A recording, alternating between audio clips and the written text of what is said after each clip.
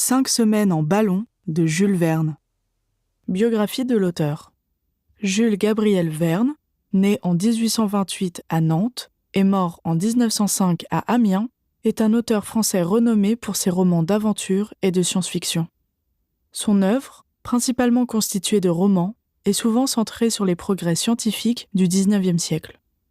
Jules Verne est le fils de Pierre Verne et de Sophie Allotte de la Fuye, issu d'une famille de navigateurs et d'armateurs. Jules est l'aîné d'une fratrie de 5 enfants. Il passe son enfance à Nantes, où il est mis en pension à l'âge de 6 ans. Il poursuit ses études au collège Saint-Stanislas, puis au lycée royal de Nantes. En 1847, il est envoyé à Paris pour suivre des études de droit, mais il se passionne rapidement pour la littérature.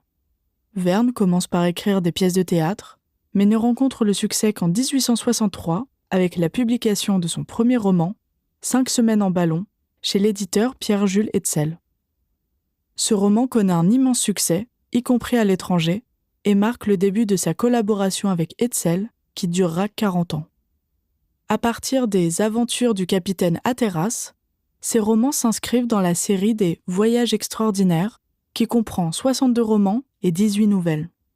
Ces œuvres, souvent publiées en feuilleton, sont très documentées et se déroulent généralement au cours de la seconde moitié du XIXe siècle. Elles prennent en compte les technologies de l'époque, comme dans Les enfants du capitaine Grant et Le tour du monde en 80 jours, mais aussi des technologies plus fantaisistes, comme dans De la Terre à la Lune et 20 000 lieues sous les mers. En 1857, Verne épouse Honorine de Viane-Morel, une veuve avec 2 filles. Ils auront un fils, Michel, en 1861. En 1871, la famille s'installe à Amiens, où Verne vivra jusqu'à sa mort. En 1888, il est élu au conseil municipal d'Amiens, où il occupe principalement des commissions concernant l'instruction, le musée, le théâtre, la culture en général et l'urbanisme. Vers la fin de sa vie, Verne souffre de diabète, ce qui affecte sa vision et sa santé générale. Il continue néanmoins à écrire, mais bien plus lentement. Il meurt le 24 mars 1905 à Amiens. Ses obsèques attirent une foule de plus de 5000 personnes, mais aucun délégué du gouvernement français n'est présent. Il est inhumé au cimetière de la Madeleine à Amiens. L'œuvre de Jules Verne a connu de multiples adaptations cinématographiques, télévisuelles, en bande dessinée, au théâtre, à l'opéra, en musique et même en jeux vidéo. Selon l'index Translationum, il est le 2e auteur le plus traduit au monde après Agatha Christie. Jules Verne reste une figure emblématique de la littérature mondiale, ayant marqué des générations de lecteurs avec ses récits d'aventure et ses visions futuristes. Son influence perdure à travers les nombreuses adaptations de ses œuvres et les hommages qui lui sont rendus à travers le monde. Résumé de l'œuvre. L'histoire suit le docteur Samuel Fergusson, un scientifique britannique qui entreprend un voyage audacieux à travers l'Afrique en montgolfière. Il est accompagné de son ami chasseur Richard Dick Kennedy et de son fidèle serviteur Joe. Le docteur Fergusson a conçu un ballon spécial, le Victoria, capable de maintenir une altitude constante sans perdre de gaz grâce à un système ingénieux de ballons concentriques. Leur expédition commence à Zanzibar et ils comptent traverser le continent africain d'est en ouest en utilisant les vents alizés pour se déplacer. Au cours de leur voyage, ils survolent des paysages variés, rencontrent des tribus hostiles, affrontent des tempêtes violentes et surmontent de nombreux obstacles. Ils observent également la faune et la flore africaines et font des découvertes géographiques importantes. Le roman est riche en descriptions détaillées des techniques de vol en ballon et des défis logistiques de l'expédition. Il combine aventure, science et exploration, tout en mettant en avant l'ingéniosité et le courage des protagonistes. Finalement, après de nombreuses péripéties, le groupe parvient à atteindre la côte ouest de l'Afrique où ils sont secourus par un navire français. Le Victoria, leur ballon, est emporté par les eaux du fleuve Sénégal, marquant la fin de leur incroyable aventure.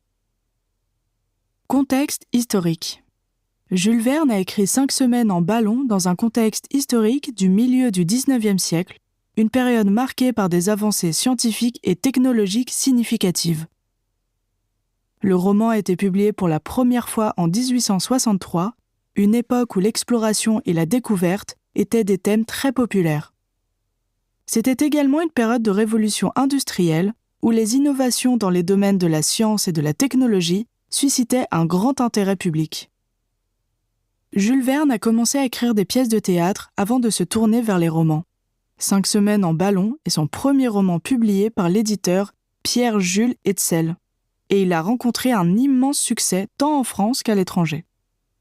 Le roman se déroule dans un contexte où les technologies de l'époque, telles que les ballons à gaz, étaient en plein essor, et il reflète l'enthousiasme de l'époque pour les voyages et les découvertes scientifiques. Contexte personnel. Au moment de l'écriture de 5 semaines en ballon, Jules Verne traverse une période de transition et de recherche de stabilité dans sa carrière littéraire.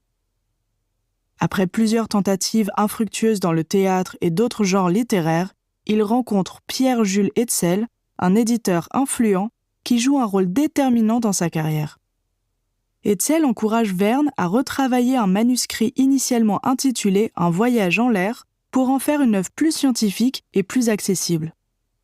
Ce manuscrit retravaillé devient 5 semaines en ballon qui est publié le 15 janvier 1863 et connaît un immense succès, même au-delà des frontières françaises.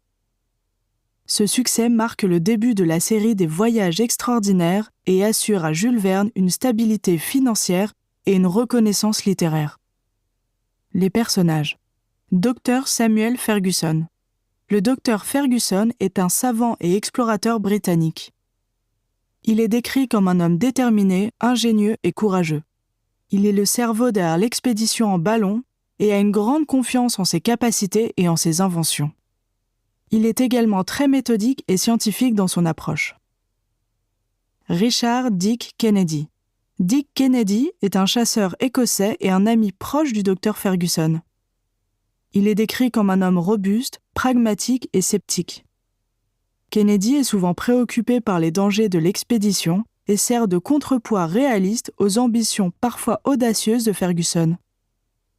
Il est également un excellent tireur et apporte ses compétences de chasseur à l'équipe. Joe. Joe est le serviteur fidèle du docteur Fergusson. Il est décrit comme un homme dévoué, courageux et plein de ressources. Joe est souvent optimiste et il apporte une touche d'humour et de légèreté à l'expédition. Il est également très habile et capable de s'adapter rapidement aux situations difficiles.